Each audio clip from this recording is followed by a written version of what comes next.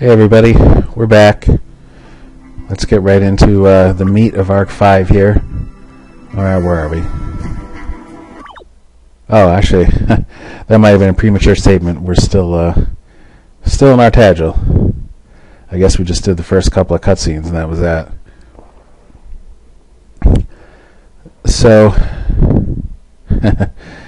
so Colmarin already left because he's very paranoid. Yeah, where's the old timer? He's waiting outside. Gino's with him. Hiding out in the hand. It wasn't terribly great for his mind, but it might not have been, but it might have been worth it for the information. Alright, so, just about done here. Although, we do come back here briefly in Arc 7. We'll actually visit most of the towns in that one. And, yeah. Oh, yeah, we gotta say goodbye to Bubba, too.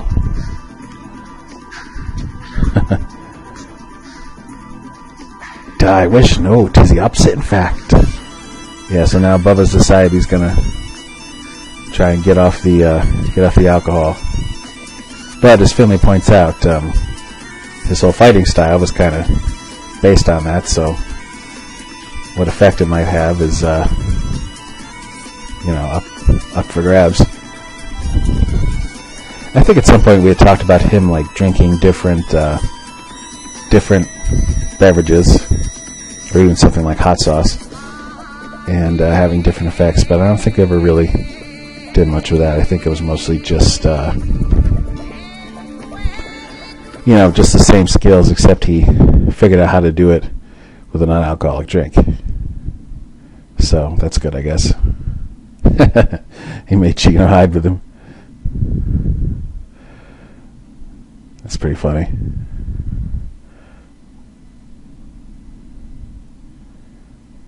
Alright, so this is, I believe, we can't really test it, but this is the player gets one more chance to do the fairy side quest if they haven't already. Because once you get to Arc 7, it's too late. I think. Yeah, it must be. That would have been a logistical nightmare. So, now we go back to our Equipment King friends. Beck is less than pleased about how Emma got treated during the whole incident with Sparrow at the bank. And, I don't know what it is, something about when you record your voice or whatever like this, you just get tired or you just start yawning. I don't know. I've seen other people do it too. But I guess, some of the more professional people on YouTube probably don't do that. It's probably takes some practice. But they probably sleep better than me too. Or wake up better than me, I should say. I actually sleep pretty hard. I'm hard to wake up. But in the morning, I'm terrible in the morning. It takes me forever to drag my ass out of bed. I got kids, so I got to get up, but it takes a while. If I didn't have kids, forget it. Although I guess I used to get up for work too, but I don't know. Just not easy. So now we got Void here, and he's sort of talking about his powers. And this thing with the beacon, he explains it like he makes a little magical mark on the ground and then he can take himself back there. It's actually a Might and Magic reference.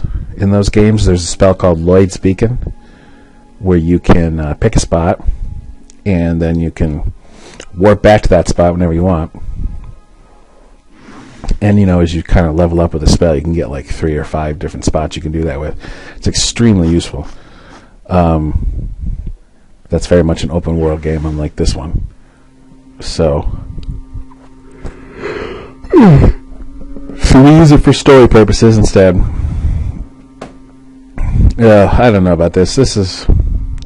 I'm not sure about this scene. It's a kind of takes a long time to say something fairly simple, which is that Ketsu just wants Sparrow to spy on Solik, basically, because he doesn't really trust him, which, That's kind of probably smart.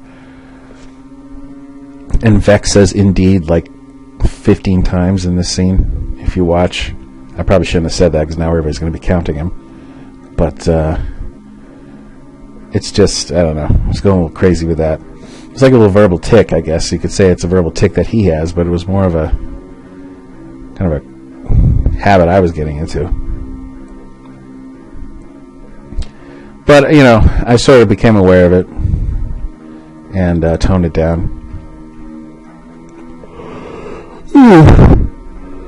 But in general, it's a very Beck thing to say. You know, it's very formal. Blah blah blah. Sort of like fearless when it came to cutscenes in this one. Maybe all the awards that Arc 4 won went to my head. But yeah, I just didn't really care like how long these went on. And this is nothing compared to the flashbacks we're going to get into. I think the longest one now is probably about a half hour. We had one that was about 45 minutes. But eventually, in a later version of this game, we broke it up into like segments, mixed it in with a dungeon. Probably flowed a little bit better that way. Is this still going? Yeah. Oh no, Ketsu's dropping the indeeds too. Maybe just them together. They're saying it a lot. Okay. Oh yeah. Now we have another one.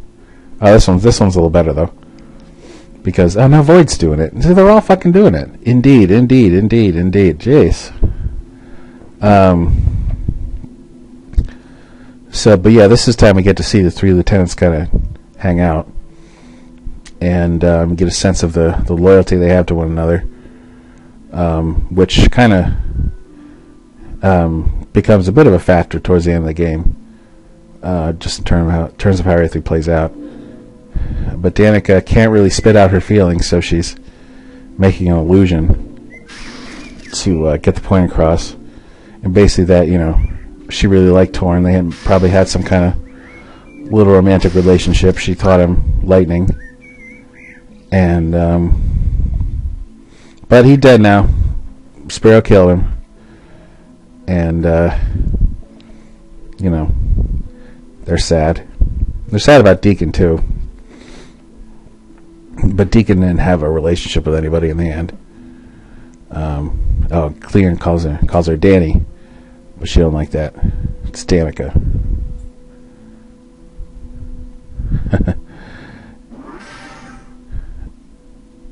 Then as soon as you know, he has to leave the room, Cleon's all nervous again. And now we have Carrie and her mom. And this is a pretty important scene. Not, it's important. I mean, the significance of it isn't known right away by the player, but you know, later on, you understand some of the stuff that they're alluding to here. Mostly explaining how they brought Ariel back or why it was so easy, but. Oh, and yeah, that's kind of a pointed little comment that her mom made. That ever since she lost her ability to see the future, she can feel hope again. Which, you know, you wouldn't say that unless you had suffered a lot. So a little bit of an insight into her character. Now we're on the ship. The same ship I always use for any scene on the water. You know, making ships in RPG Maker was a big pain. Tile sets were just so freaking awkward. I don't know what they were thinking when they made them. It was like you just get these like textures that don't go together and like weird like curves and stuff. It just didn't make like any sense. And so you sort of had to like do shortcuts, kind of like how in this case you're only seeing the top of the ship. Because it was the front that was always hard. I mean, the stuff you could see there wasn't so bad. That was pretty straightforward. But anyway, Now the first Stoic flashback begins, and it's got his theme, which, as I've mentioned before, has a very long introduction, like 2 or 2.5 minutes before you get to the really cool part. And so I just was kind of trying to waste time because I wanted Stoic's younger self, Zeno, to enter when it got really, epic. But so I just had Stoic narrate for a while. So now with the flashbacks, we wanted to make them distinct from the main game, and we also wanted to make it kind of easier on us to do. And in a sense, they are, because there's no battles or dungeons or anything, so you don't have to worry about any of that. But also, nobody has a face graphic in the flashbacks. That was something we kind of determined really quick, because we already had so many characters in the game and they needed faces, and with all the people that are eventually involved in Stoic's story here, we just would have had like a few dozen more to do, and it was just like, you know what, we have enough like waiting in the pipeline that need to be done, so we're just, when you're in the past, no faces. It just had to cut corners somewhere. And there's our man, Zeno Slade, who's a blonde. Now, you learn pretty quickly that as a young man, Stoic basically had the same values that he has now in the present. Oh, and before I finish that thought, just notice how, like, every time somebody says something in that scene, they take a step forward or they jump. There's some kind of physical thing to let you know who's speaking, because none of them have names yet. And since they don't have faces, how do you tell them apart? So that was the kind of thing we had to... See, look, we're doing it again. That was the kind of thing we had to consider when you take away the faces. But anyway, so in general,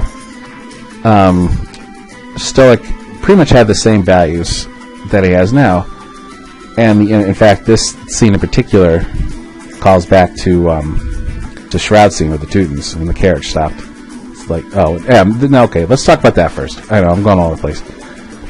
He should not say "I know all" in that scene. That was a mistake, and I'll tell you why. "I know all" is something that you really don't have any right to say until you're like 1,000 years old. So it's, for him to say it as a young man is really just kind of weird. I mean, I guess what I was thinking at the time is that, that's his catchphrase, so there you go. That's how a player's going to know for sure that it's him. But it just doesn't work. So really, I should have had him say, "I know a few things." Because that would have been the same idea, but he's younger, so he doesn't know all yet. He just knows a few things. So that's what the line should be. And if we ever do this shit again, that's what it would be if I did something like this. But anyway, back to the overarching point I wanted to make. Stoic, you could argue that the character development isn't what it could be, and people have argued that, just because he sort of starts out as a noble guy who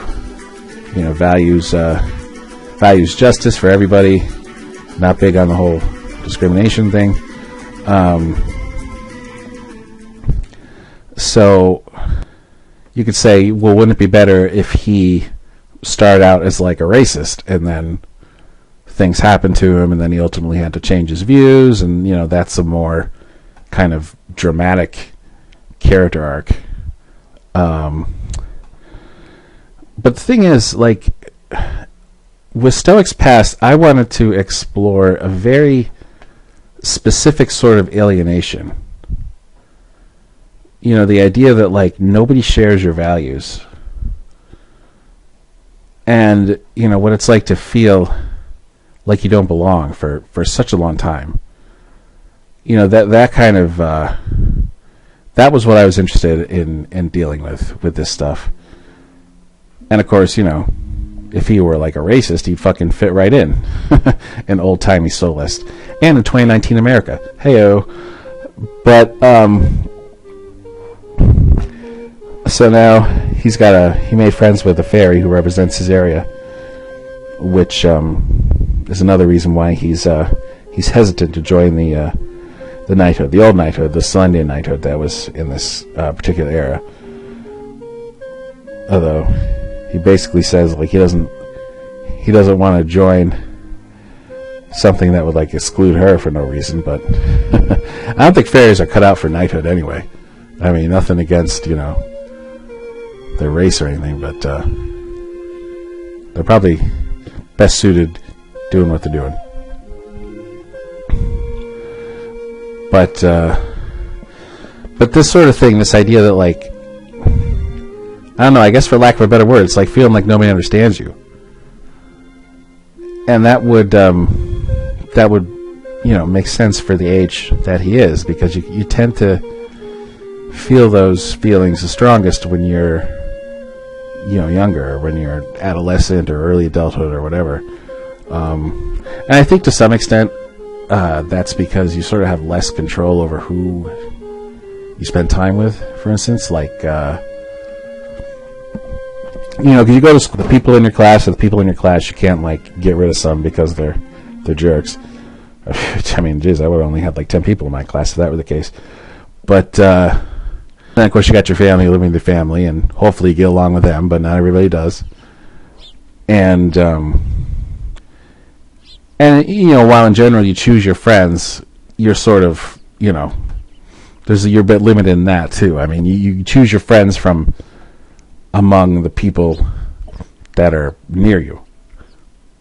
And that's, you know, a lot of times that's enough. I mean, you know, most of my best friends I knew growing up. Well, I guess that's not true. A lot of my best friends from college, but I got like 2 or 3 really good friends from growing up, and that was, you know, that's enough. That's all I need. And so when you're older, you kind of, you know, you choose where you live. You choose where, well, ideally you choose where you live. I don't know. I don't want to. Yeah, I guess it's not quite as simple as I'm making it sound. But for the most part, you have, the point I'm trying to make is that you have more of a say over who you're going to spend time with. And so, you know, you can kind of gravitate towards people that have similar values. And of course, with the internet and everything, that makes it a little easier. So right now he's making a pretty hard decision of telling his friends that he's not going to go with them to take the sort of proficiency test for the knighthood. And Anchor is pissed off, and the rest are, you know, taking it with a little more grace, but they're disappointed too. Then this scene always kind of hits me hard, just because you don't hear what the parents say. Well, he says the dad didn't say anything. He just sort of sat there and like stewed. And there's a line here that I really like. Oh, here it is. It's a funny thing. You grow up and people are always telling you how important it is to find your own path, to listen to your heart. We hear all these bedtime stories that emphasize that, but when you actually achieve that, when you actually pursue that independence, you get treated like some kind of heretic. And honestly, that's really true. I mean, how many movies and stuff have you seen where it's like, just be yourself, man? But like, you know, by be yourself, they mean be like a person we approve of. You know, what was that? You guys, have anybody watched South Park? There was an episode where they made fun of High School Musical. And of course, since those guys are really good songwriters, they had a bunch of songs in it too. And there's one line where the lyrics are, "Do what you want to do. Just make sure that what you want to do is cool and popular with everyone." Because it's kind of true. Like, you know, because in those movies, it's always like, oh, I want to act, but my dad wants me to play sports. Oh no. You know, as if like being an actor would like disgrace the family.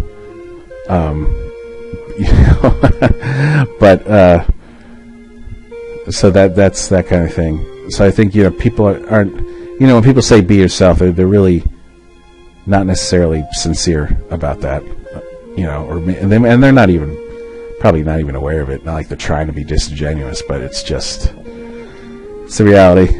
And so Zeno got his bandana. He slowly assembles the costume that we know over the course of these flashbacks. Oh, and that line, "Be good to you," that the fairy says, there's somebody I know who says that. Cute little reference. And now we're back in the present. Stoic, who has gone a little power mad now that he's a lich. And that face is missing its eyes, I think. Did I talk about that last time? I probably did. Honestly, he should have like bright eye, like lights in his eyes like Stoic does. But, can't have everything. We learned that's for sure.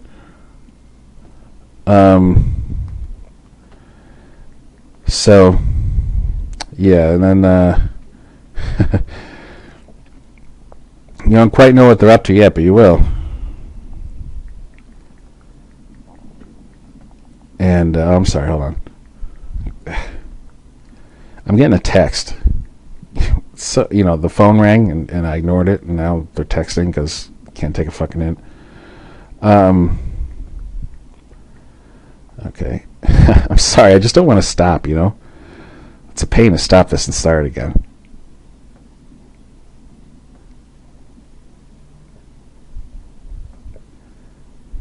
And then we get a little insight into Rana's character here, because Stoic's right, she doesn't necessarily seem like your typical necromancer, if there is such a thing.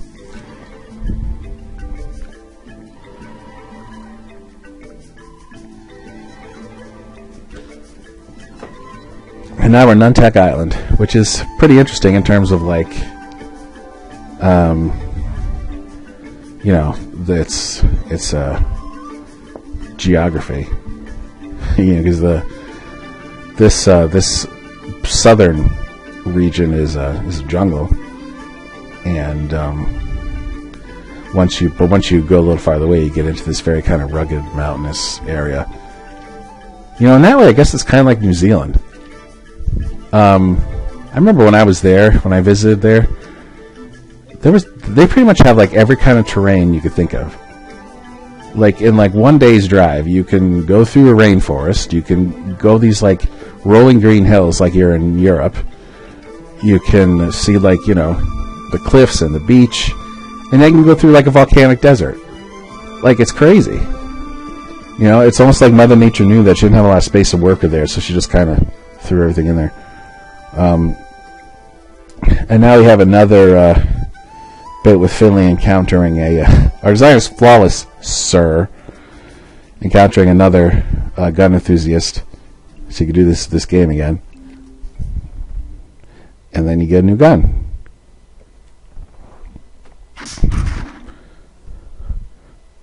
The water rifle. Alright. That's funny. Lock, stocked, and barreled. That's a joke. I can't. Do those guys show up in this game? Oh yeah, they did already. They're the skulls. That's right. Yeah, I've already talked about that. Lock, stock, and TSB. Yeah. I kind of forget because they're in clean slate too. But in this game, they're the heads that you have to move around in Stoic's lab. All right, so this region here, you just kind of it goes in a bit of a loop, I guess. I lost my marbles.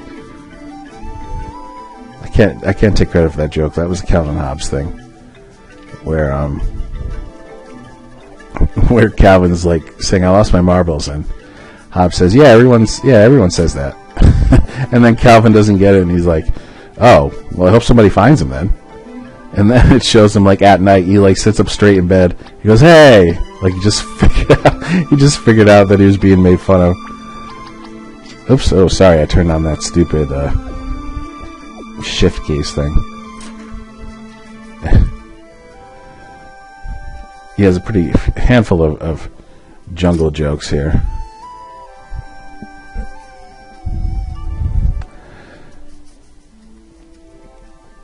Okay.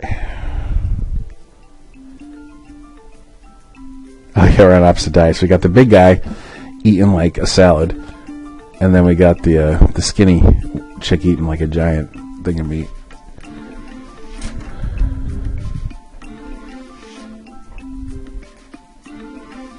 There we go.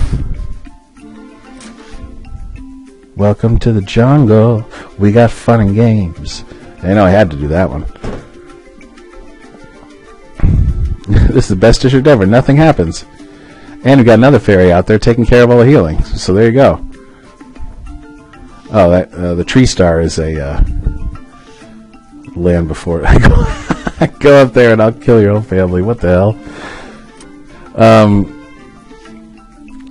Oh yeah, so the tree star thing is from Land Before Time. That's what they called leaves in that movie. Oh. This random NPC banter actually turns into a bit of exposition. Stuff happens, bro. They get it out when they can. Finley, the expert on, regional trade, all of a sudden. And I think, is it over here? Oh no, this is another funny bit with skeleton with a hot wife. Besides being a douchebag, like, are you restricted to skeletons?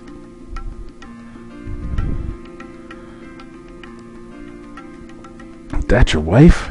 Yeah. You're living the dream, friend. Using the word living here. Finley never misses a chance to jump on that. Anytime Stoic, uses any terminology that suggests like he's alive, Finley's like, "Hello, you're dead." I remember there being so many houses in this place. I want a greater incremental percentage.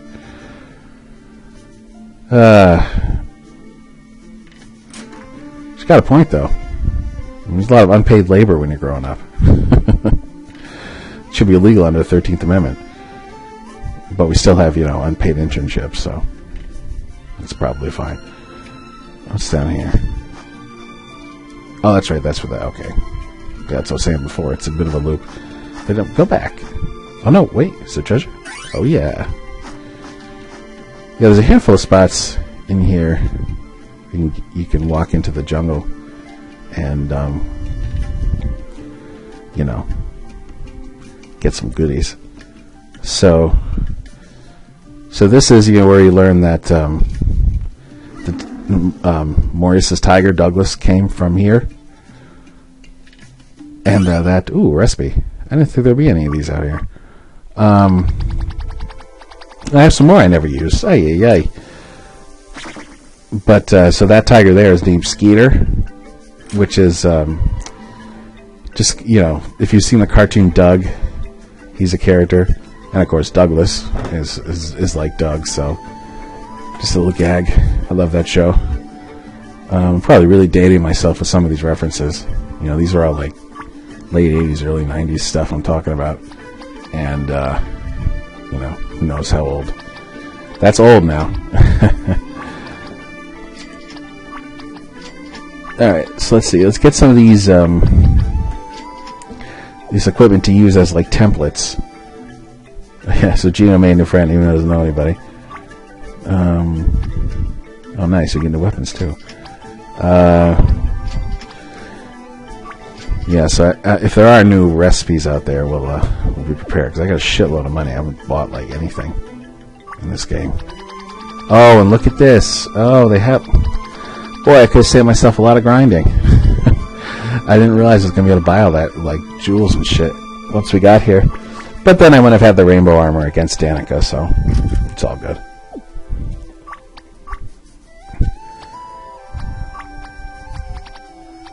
corkscrew sword. A sword with a twist. Not sure how practical that is. I guess if you really want to, like, drill into somebody. Alright, I think that takes care of that. What can I make here?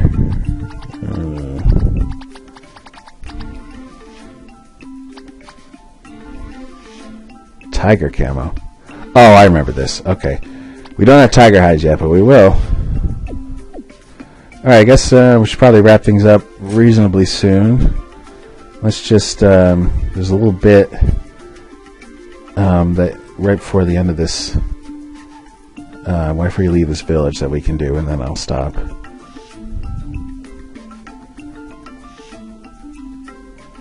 Oh, okay, so yeah. So there's Void. Now, Void grew up here. So he comes back and people know him. But they don't know that he's from the hand. And of course, they haven't seen Void. Only Bubba's seen Void, and Bubba didn't come. So nobody was there to identify him. But if you go down and talk to this guy, who was that you were speaking to before? And then as soon as Marin hears the name, he knows who he is. But Marin never actually saw him. You look agitated, fella. Take a load off. Get some food. Relax, guy. Okay. Alright, so I think now... Yeah, so there'll be a little mini dungeon here that we'll do next time. Okay, take it easy. Peace.